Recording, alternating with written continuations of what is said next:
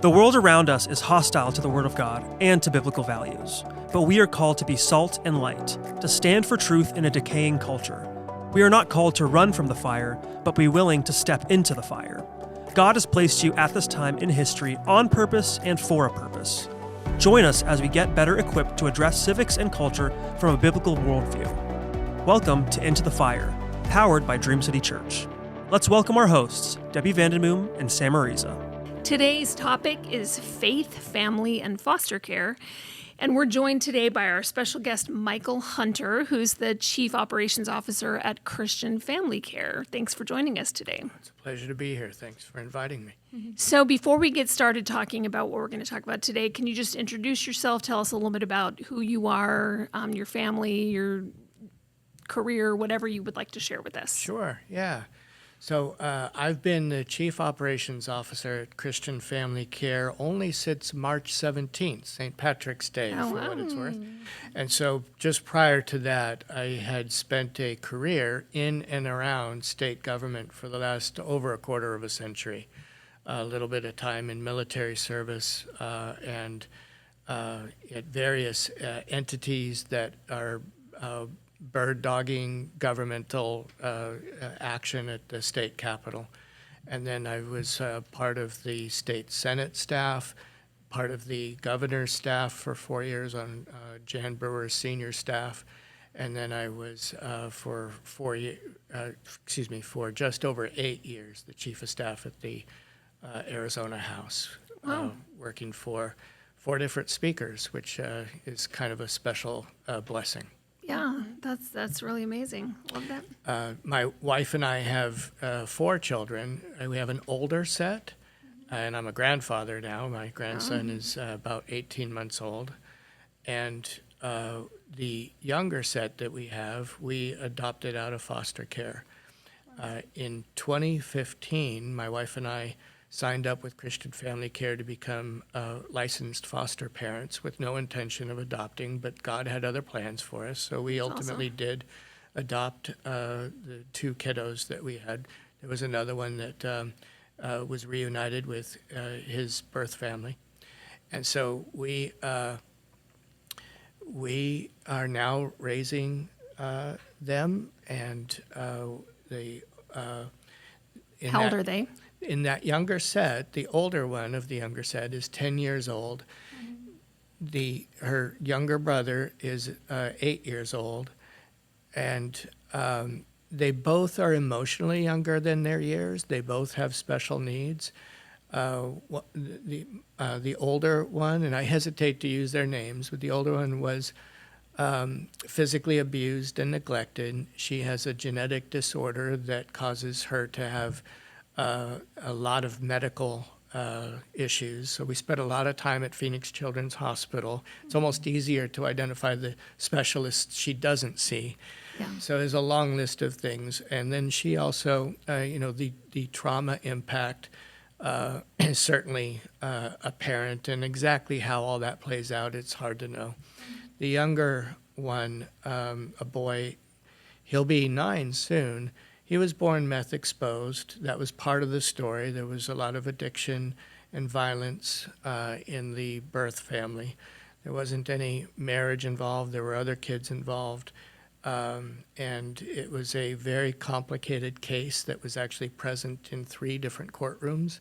We were in juvenile court, criminal court, and family court for various disposition of the case, from the time the state took the little girl into state custody, as it were, to the time we officially adopted her, was 800 days. Wow. In the process. And then, part of our story is just having never been in juvenile court before. And, it's, if you've never been in juvenile court, then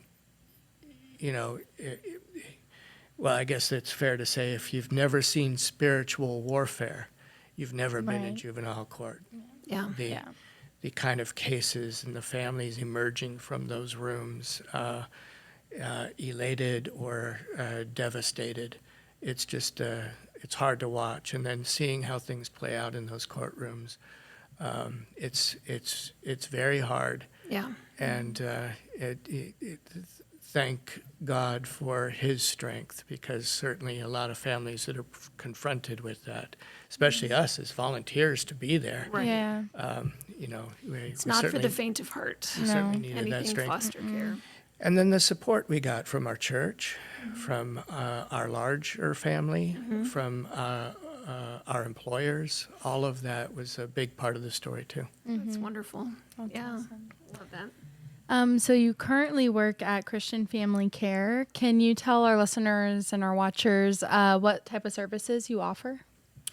Yeah, well, so probably the elevator speech starts with we are there to strengthen families and serve at-risk children in the name of Jesus Christ. So we have a lot of different programs, and I'm glad to rattle off several of them as we emerge in this. But we're really trying to be present in the lives of families and the lives of children to sort of work through a lot of those issues. Currently in Arizona, there are about 7,500 kids in out-of-home care. Now, there's a shortage of foster parents, so there aren't enough foster homes to do that. And there is a concerted effort, for all the right reasons, I believe, to reduce the number of congregate care homes, which are kind of, larger groups. Some of the stories of, that have made the papers, and it's unfortunate. The papers tend to write stories about things that they're doing their jobs, but it doesn't always give the right impression about it, what exactly is happening.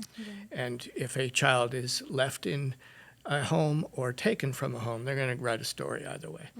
So the doing a deep dive into the facts is helpful, but there's a concerted effort to reduce the number of kids in congregate care. So like in a group home. In a group home, and there might be a modern version of an orphanage in some instances, and I'm not trying to disparage any of that, but just to put a reference point to it. And then there is a effort that really, was reinforced during the Governor Ducey's administration to rely on kinship care. So, in more and more situations, maybe grandma, let's say, or some other family member, or somebody else that the kid knows, maybe it's a teacher or some version of kinship care, is the right kind of placement in the interest of the child. But sometimes money is a factor. So there was a big conversation about whether there should be a subsidy for that from state funding. And so there is, and there's efforts to have licensed or unlicensed care that I think is, as this policy emerges, that's going to shake it out over a period of time.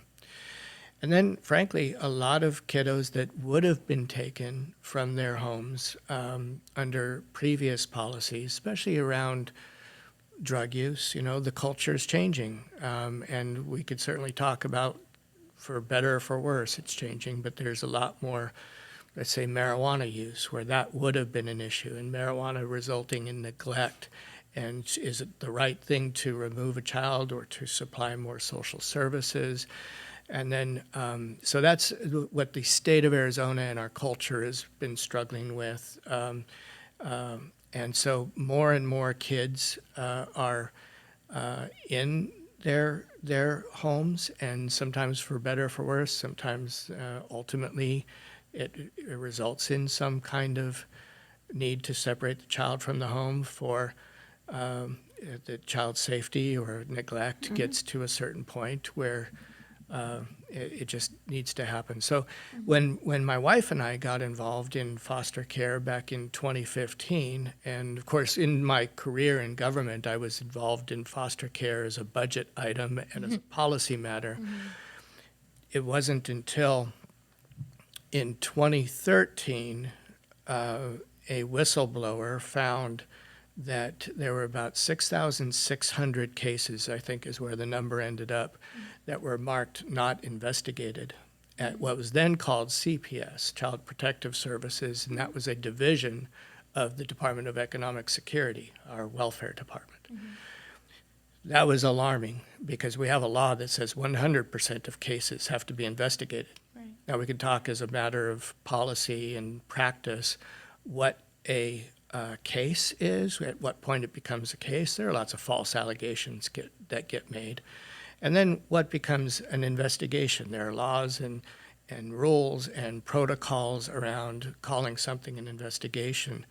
But you can't just mark it not investigated and leave it aside in order to manage the caseload. Right. So that's apparently what was happening. And there was a blame placement exercise that got really intense. And there were I remember. I remember And when so all that blew up. Yeah. I was part of that part of the senior staff of the governor's office. And so it was an all hands on deck situation.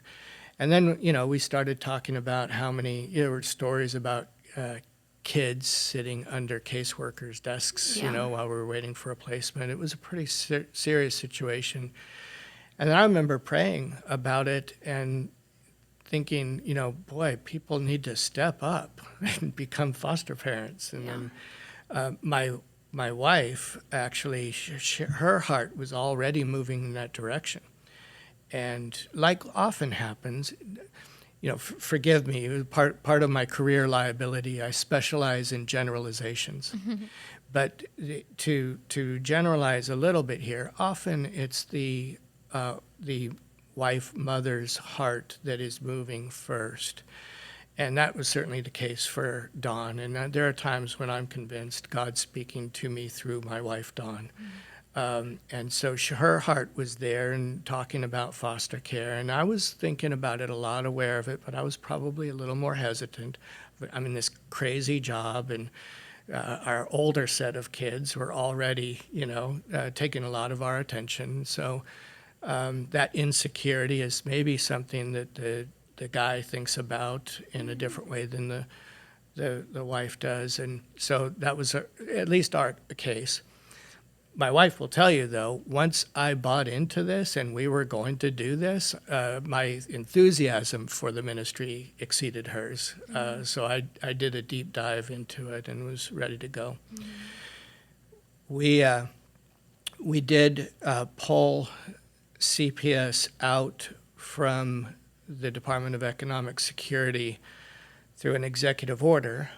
We, back then, this would have been early 2014, I believe, the end of 2013, and then pulled together a group of experts and stakeholders to design a set of laws to create what was then going to be called the Department of Child Safety, DCS as we know it today. And for better or for worse, a lot of governors run on a platform of creating a new cabinet-level agency. You get more accountability that way, you get more of a better budget conversation sometimes. But they'll run on that platform, and then it takes 4 years or so to do it. We had to do it in a hurry because we were dealing with a crisis. Because it was a big, a lot of attention on there, and Yes. And so, so foster care is really only one piece of what you guys do, though, at Christian Family Care, right? You do. Well, foster care actually has three different pieces in a way. Our relationship with the Department of Child Safety has foster care. It also has therapeutic foster care. Now, those are placements where a child you need some more specialized attention. There's maybe mental health, other kinds of severe behavioral problems.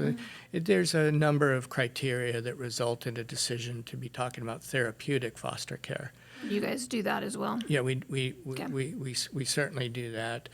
And then we also have DCS adoptions. And so these might be kids that are in foster care or not in foster care yet. Maybe they're of different age. And we have youth permanency programs, too, for kids that are older that really, there's a lot of 18-year-olds, 19-year-olds, 20-year-olds. My 21-year-old still needs his parents. Right. And praise be to God, he still wants us around. So that's a good thing.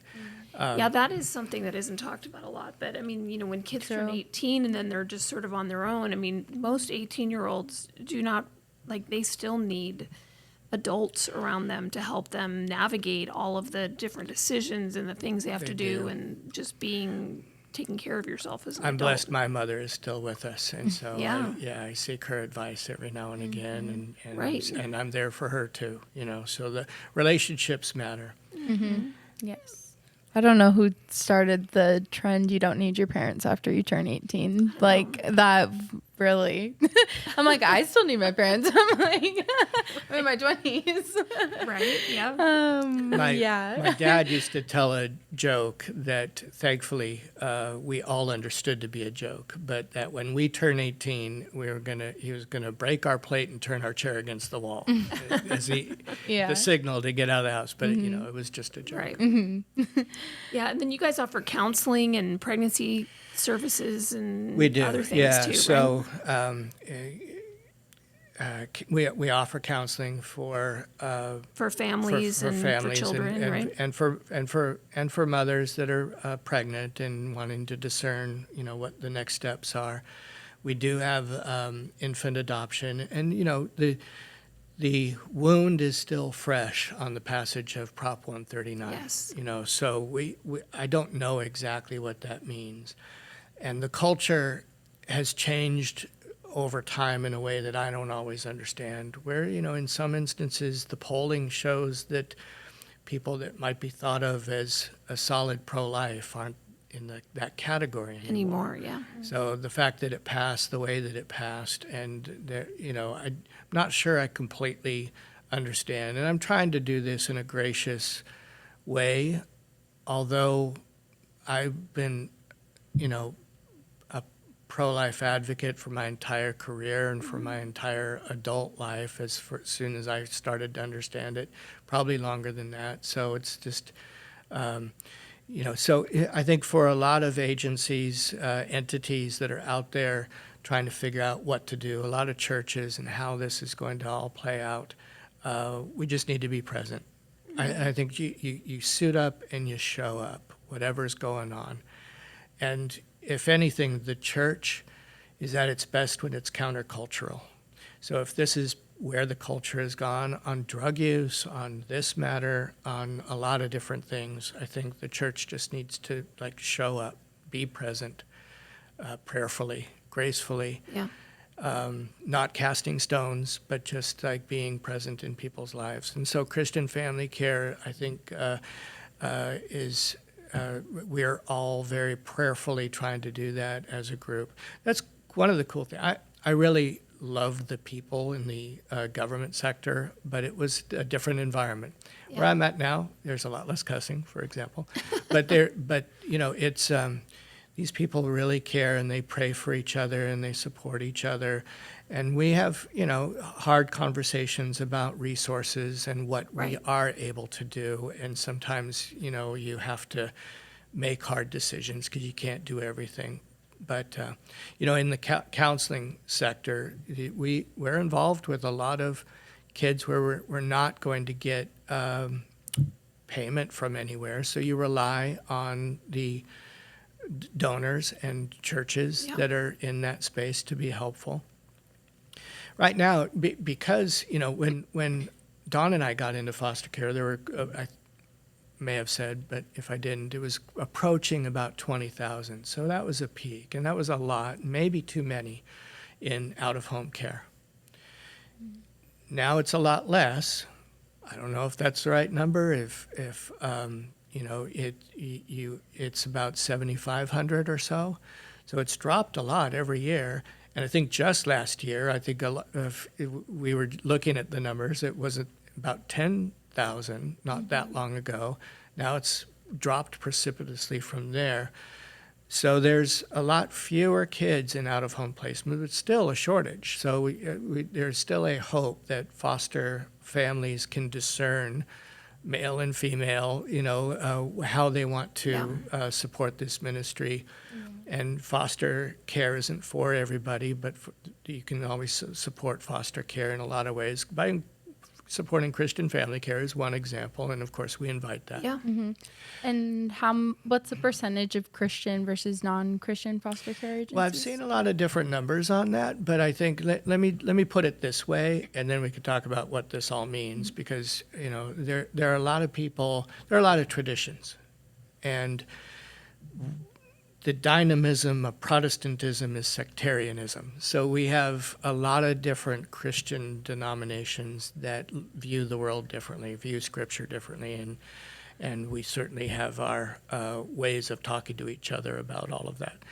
But that said, my understanding of a recent number, take all this with a grain of salt, because Right. it depends on how people identify. Right. What but- you consider Christian and Yeah, not, but I think this number might resonate. Just maybe short of 40% of Americans are churchgoers. The culture's moved where Right. and a lot of Fewer people people. identify as none, and so that and so maybe there are more people who say they're Christian, but they're not exactly going to church. And okay, that's one thing I love about Jesus, he picked fights with the religious people. So, okay, whatever is going on there. But just shy of 40% of Americans are churchgoers. But if you look at just the people that are foster parents, 65% of them are churchgoers. wow. So the people that are motivated to step into this place have God is speaking to them in some way. And they also, I think, the more you hang out in churches, the evidence shows, statistics support this, the more familiar you are with the entire child welfare government sector. You can name the agencies, you can name a lot of the people that are in this space, or entities, so people are familiar with Christian Family Care if they're hanging out in certain places. And Go ahead and finish. I'm sorry. and so I think when we talk about the different entities, there's back when my wife and I were trying to figure out who to sign up with. Christian Family Care mentioned prayer in the first line. I didn't know much about Christian Family Care, but I had a very close friend who he and his wife had gotten their foster care license and had adopted twice from Christian Family Care. One was a foster adoption, one was not a foster adoption, but they were affiliated with Christian Family Care. So that was an endorsement that helped us just from our network of friends. But I didn't know any staffers there or anything like that. That changed shortly thereafter. But the different entities, 20 or so entities that are in Maricopa County, signed up with the Department of Child Safety to be licensed foster care, or licensing families and individuals. There's a lot of them have a Christian heritage. Not all. Some are just very straightforward secular and have been. It's kind of funny. You sometimes find secular outfits in community health services named Wesley, and they don't even know that it's after, has a John Wesley origin. Yeah. Right. Yeah, and I think the only reason, with that, it's one of my pet peeves in the whole pro-life conversation. I've been in the life arena for decades now, but that you hear this argument all the time that Christians only care about the baby just to prevent you from having an abortion, and they don't do anything after that. And that is just categorically untrue, because to your point that you were making a second ago, and that's my experience in every arena, whether you're talking about domestic violence shelters, food banks, pregnancy centers, places that house pregnant women, foster care, adopting special needs kids, all of that, Christians are the ones that by and large step in and do that work and volunteer and spend however many hours you were talking about going into family court and juvenile court and doing all of that. It's not for the faint of heart, a lot of it, but it's such a categorically false statement to make. And it just shows, people, it's a talking point. It's not a thought out point because it's not true. Well, and even I think even some of the people whose hearts are in the right place to want to step in and help, it may not be widely known that the influence of Christianity on our culture, on our laws, is so fundamental. If you look at when the early church, so when a lot of the New Testament was being written, and they were all referring to passages in the Old Testament, so this Judeo-Christian ethic around child welfare was very countercultural in the Greek and Roman culture. The infanticide that was a part of the culture, and if kids were born deformed or weak, whatever weak meant, they were often just left out to die. And then kids that were orphaned were often just, feral in the streets, running around with the dogs.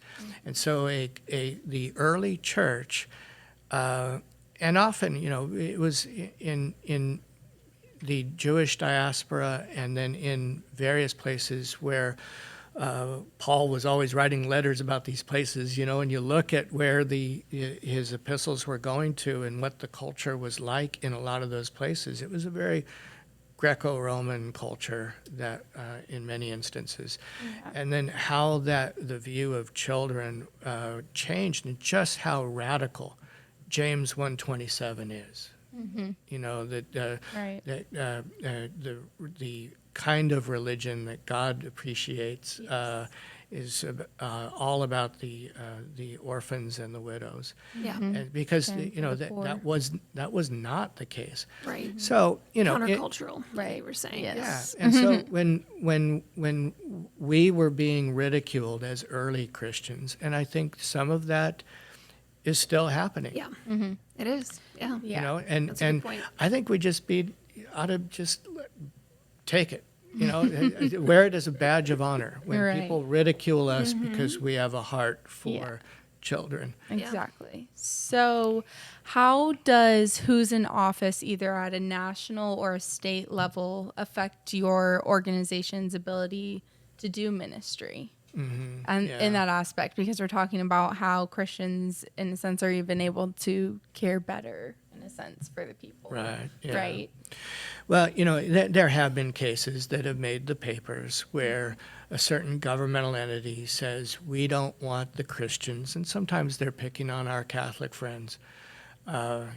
We Catholic charities, we don't want you to adopt any children. And so as those cases happen, the courts, more often than not, are not allowing that. The courts have been more or less on our side of not allowing governments to do that.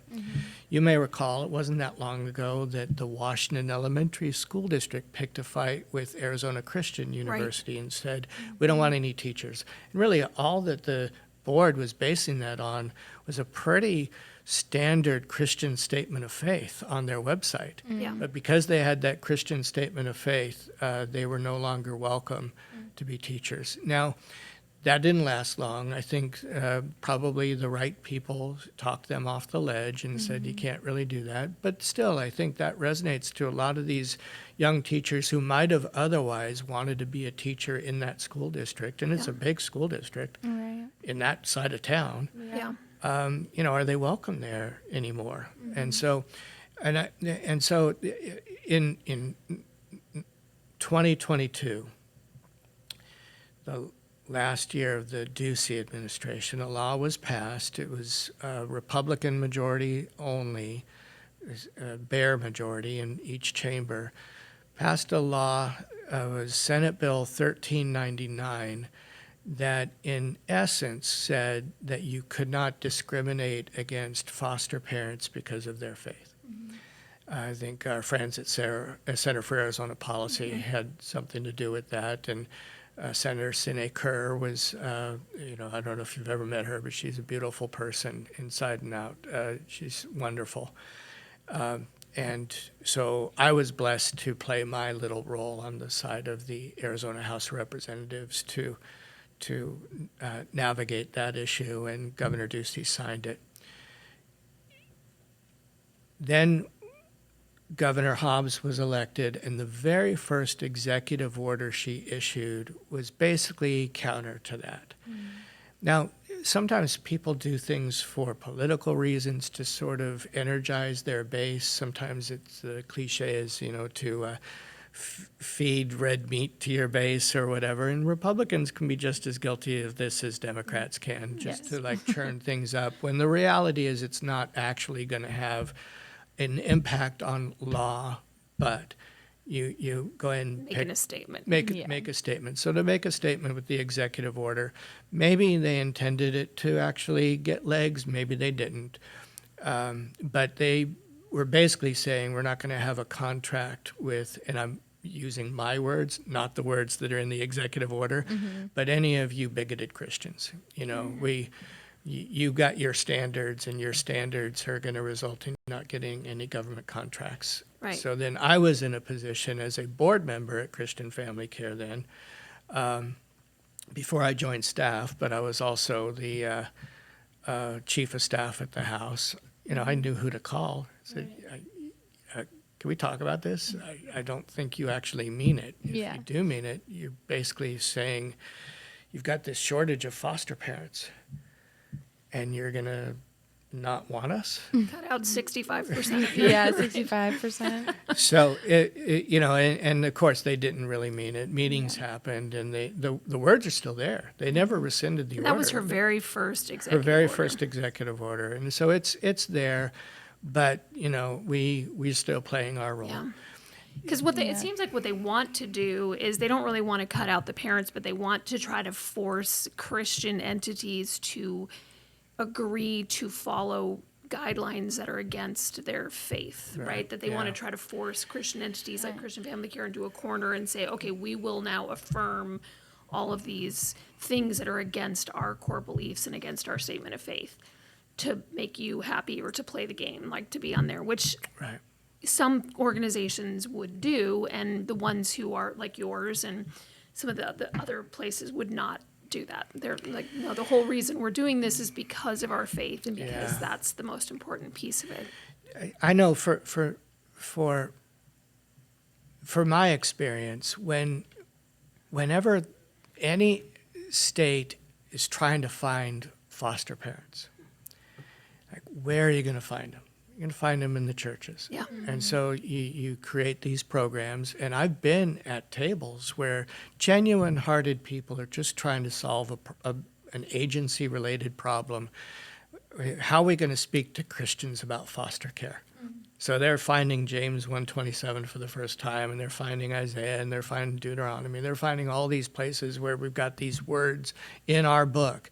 And really, we should be going to them with our book. Yeah. Right. But okay, it's the way things play out, and I think people just need to communicate with each other.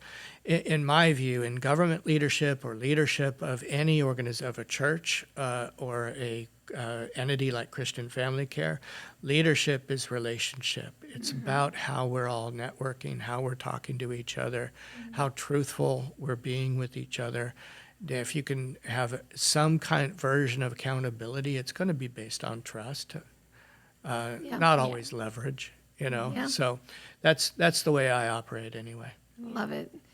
So maybe let's do one more question, the last question on there, and then we'll wrap this up. What advice would you give to other families considering foster care or adoption?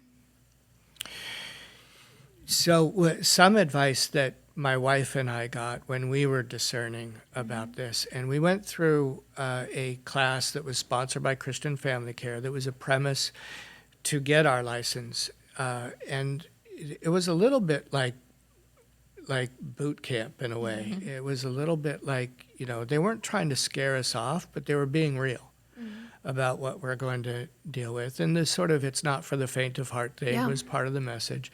And then this lovely trainer that was leading the way for us said at the very end, when we were all getting our little certificate that we accomplished everything in the class, said, if you are, every marriage goes through a storm now and again. If you're in a storm now, don't do this. So then Don and I are looking at each other, are we okay, you know? And so we stepped in, but I think there is an understanding that you're not expected to do this on your own. You know, in a lot of traditions, in the tradition that my church tradition, we're often talking about lifting up our hearts to have God's will fill our will, our hearts. It's a symbol for the will. And so, you know, and so then you're functioning in society with God's will. And I think for Don and I, that was a huge part of this, and recognizing that we don't have the strength except through God. God supplies what we need. Right. And so that light onto our path to just keep stepping forward in faith. And it's going to be kaleidoscopic and labyrinthine, and it's going to be hard. Nothing is promised to be easy. Yep. But when I get home from work, my little daughter, she will drop everything she's doing and come give me a hug. But, you know, because she's suffered trauma, you realize there are no such thing as time out. She's already been separated from the birth mother she knew. Her birth mother hurt her and did damage to her. And I think that she probably has some version of a memory of that. And so she can be challenging with her behaviors. So just the kind of patience that you can only get through God's grace is necessary. And then, you know, how do you spell love? Time. It's just spending time with these kids is the most rewarding thing. And again, if somebody's listening to this and they think, I can't do that, maybe you can't. Maybe it's true. It's not for everybody. But you can support those of us that are through Chirstian Family Care. We'd love to have you be a participant in our organization and support anything you can do. Do you have a website, or how do they find you? Yeah, so it's CFCARE, so cfcare.org. Yeah. And there's all kinds of other ways too to help foster care with, like, providing respite care, tutoring, Yes, backpacks, tutors. donations. I used to tutor in a group home. My mom did too. Yeah, I loved it. And so those are things where if you don't feel called to be a parent, a foster parent, there's all kinds of other ways to get involved and just be a support to help if you know somebody that does foster care, help, you know, them with things, and, you know, you can contribute even if you're not the one directly involved in that foster parenting. But yeah, thank you so much for being here. We appreciate it. This was great. Great conversation. We appreciate having you here today with us. Thank you. And thank you for joining us on Into the Fire, powered by Dream City Church. You can listen to this podcast on Apple and Spotify, and follow us on social media to find all the info on the show notes. To learn more about Dream City Church, visit our website at dreamcitychurch.us. Thanks for listening.